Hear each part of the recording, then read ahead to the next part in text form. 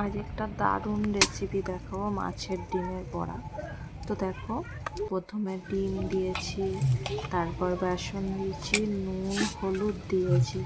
তোমরা তোমাদের স্বাদ মতো নুন হলুদ দিয়ে দিও। তারপরে একটু পেঁয়াজ কুচি দিয়ে দিলাম।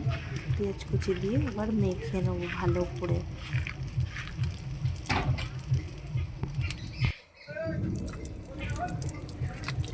মাখা আমার হয়ে গেছে।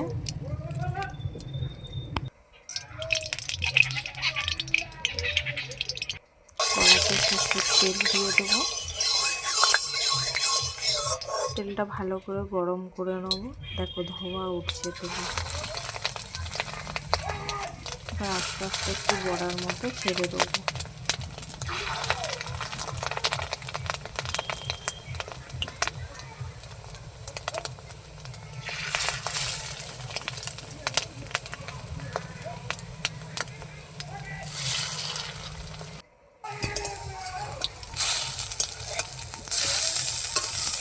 এবার আস্তে আস্তে একটু উল্টে দেবো।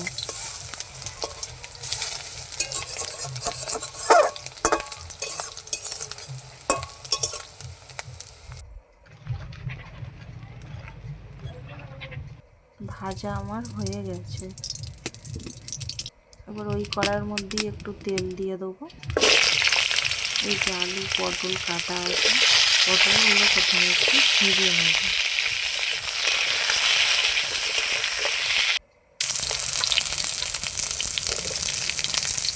তারপর হালকা ভাজা হয়ে গেছে। এবার আলুগুলো একটু ভেজে নেব এর সাথে।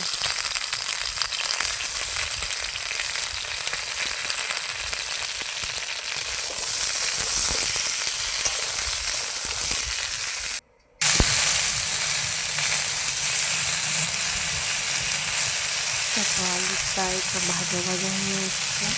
এবার পেঁয়াজ টমেটম এগুলোকে দিয়ে একটু নাড়াচাড়া করে নেব।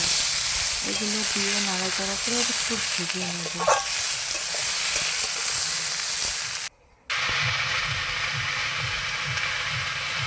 ভাজা হয়ে গেছে। এই যে এখানে আমি যেহেতু গুঁড়ো লঙ্কা খাই না সবটা, সেই জন্য বাটা লঙ্কা, আদা, রসুন, হলুদ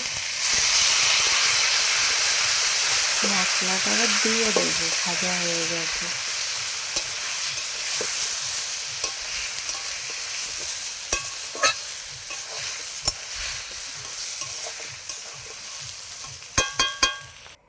ভালো করে মশলাটা ভেজে নেব, নিয়ে সামান্য জল দিয়ে দেবো।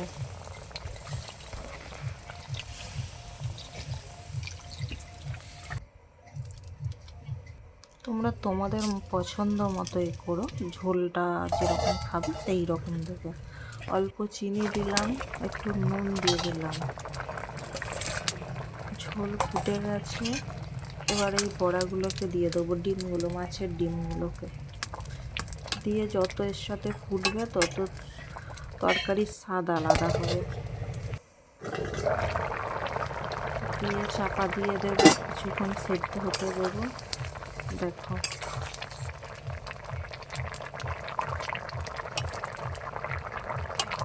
প্রায় সেদ্ধ হয়ে গেছে, চারটে আলু সেদ্ধ হয়ে গেছে আমার।